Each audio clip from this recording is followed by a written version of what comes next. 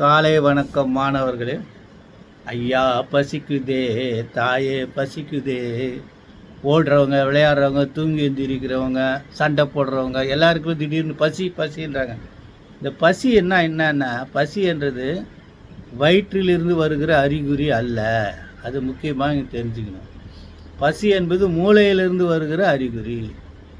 ரத்தத்தில் இருக்கிற சக்தி குறையும் போது, ரத்தத்தில் இருக்கிற சில முக்கியமான பொருட்கள் குறையும் போது அது மூளைக்கு தகவல் கொடுக்குது. அந்த மூளை என்ன பண்ணுது, அதை அந்த ரத்தத்தில் கலக்கக்கூடிய பொருட்களை தரக்கூடிய இடங்கள் வயிறும் குடல்களும் தான். அதுக்கு இன்ஸ்ட்ரக்ஷன் கொடுத்து அது வேகமாக வேலை செய்ய வைக்கும்போது அது நமக்கு பசியாக வயிறை கிண்டுது. இதுதான் முக்கியமான விஷயம், இதை புரிஞ்சுக்கணும்.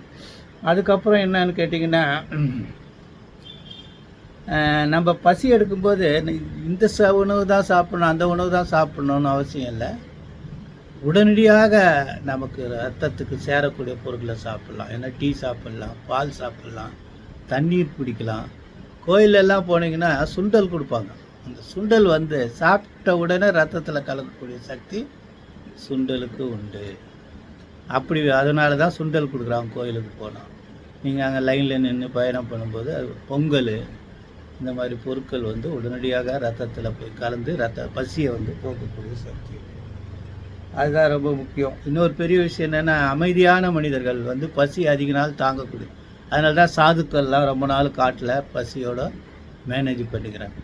இந்த கோவப்படுறவங்க, இந்த திருத்துருன்னு இருக்கிறவங்களுக்கெல்லாம் பசி அடக்க முடியாது அப்படின்னு சொல்கிறாங்க. முட்டையில் அதிக அளவுக்கு சக்தி இருக்குது. நம்ம உடலையும் நம்மளுடைய உடலை அதிகமாக பாதுகாக்கவும், நம்ம உடலில் ஏற்படுகிற சிதைவுகளை சரிப்படுத்துகிற சக்தி முட்டைக்கு இருக்குது. அதே மாதிரி பாலுக்கும் இதர பால் வகை பொருட்களுக்கும் அந்த சக்தி இருக்குது. இந்த தகவல் உங்களுக்கு.